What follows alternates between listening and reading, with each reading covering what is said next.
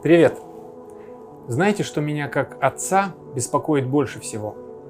Я хочу, чтобы моя дочь выросла с осознанием того, что любая ее мечта осуществима. Главное – верить в себя. А еще к моим 43 годам я вижу, как изменился мир со времени нашего детства.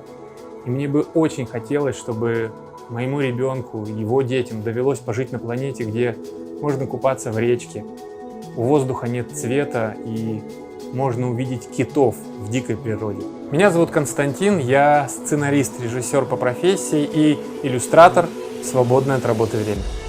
И у меня есть мечта.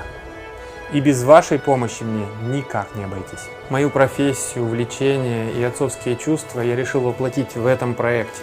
Я написал детскую сказку. И я сам ее иллюстрирую.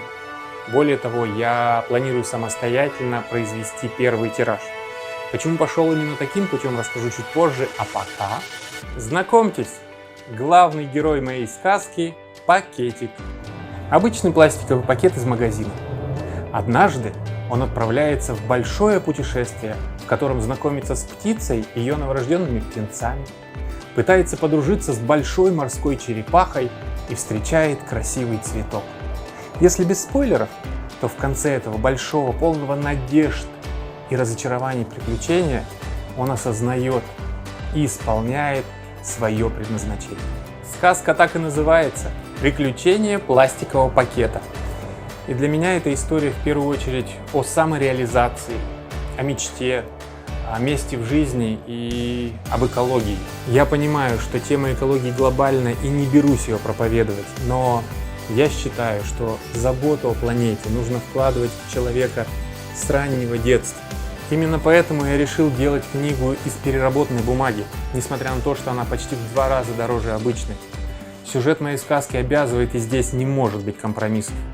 Это мой первый книжный проект, и я хочу, чтобы он превзошел ожидания. Ваша поддержка очень важна.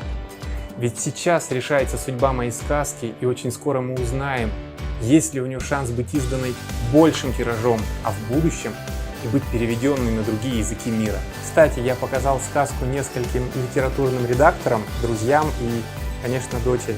И все они оценили мой труд достаточно высоко. Теперь ваша очередь оценивать. Поддержите мой проект. И вы не только поможете исполниться мечте, но и проявите заботу о планете. Ведь часть суммы с каждой проданной книги я планирую перечислять на экологические цели.